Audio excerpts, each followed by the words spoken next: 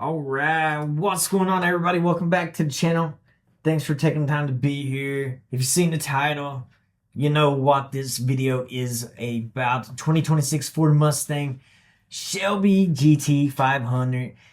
This puppy is coming back. So let's get into it from car and driver. So since its debut in 1967, the Ford Mustang Shelby GT500 has been the head honcho of the Mustang lineup. That is true. It's been at the very, very top, the pinnacle of power. The best Mustangs are those Shelby GT500s. Now, after being discontinued in 2022, the high performance model is set to make a return for 2026 model year. I don't think that's been confirmed yet. It's likely going to be this year, but it could get pushed to 2027. The GT500, however, may have a new name, and that's because rumors are Ford has not renewed its license to use the Shelby name on its products. If that's true, I just think it's a missed opportunity, if you're asking me. I do. I think it is a huge miss by Ford and Shelby, but it's probably more on the Ford side.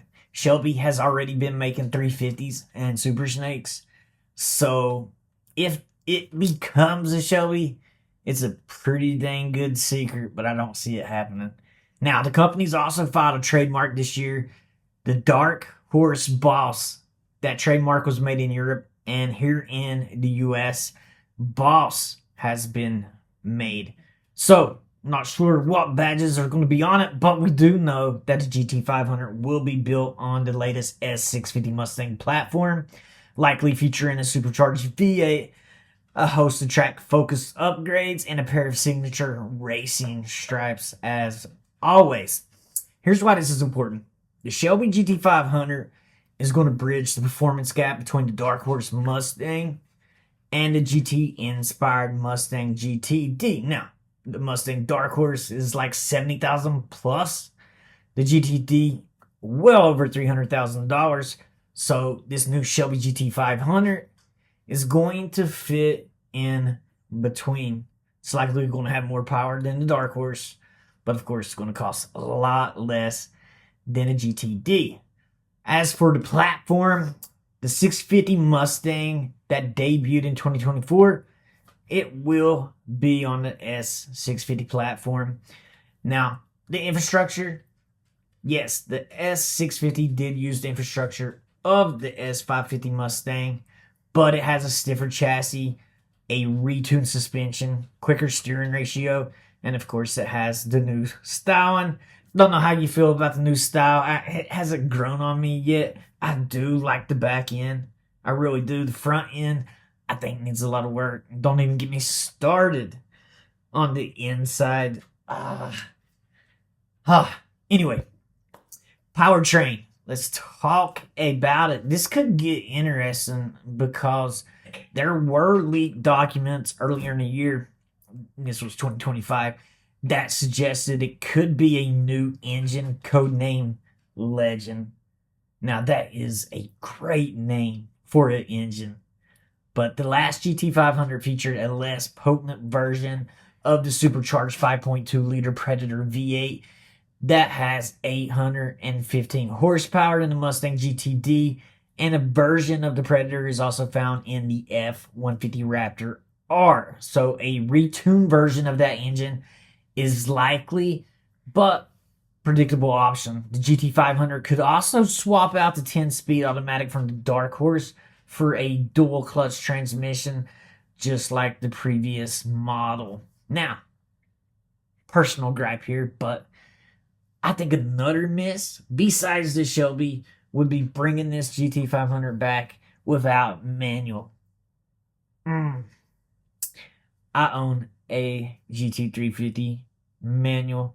That is the only reason that I didn't buy one of the new GT500s, is because it didn't have a manual. And I think that is a mix. I think there is well more than enough market of us that just loves to shift gears. I get it. Everybody has their prerogative.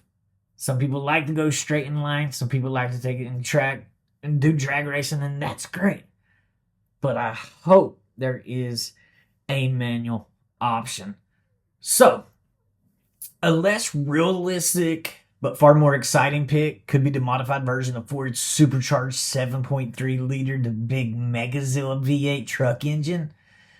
Now, Ford says the new 2.0 crate engine can produce over 1,000 horsepower, and that would blow away the previous GT500 that was at 760 horsepower.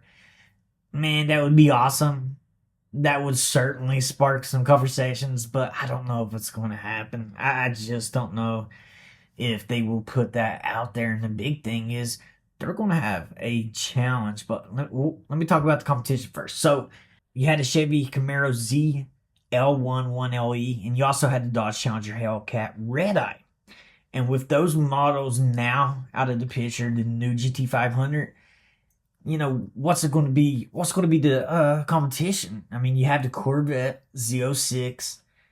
It's going to be out there. The Cadillac CT5V Blackwing, BMW M4 CS, possibly the Mercedes AMG GT Coupe would be other potential rivals.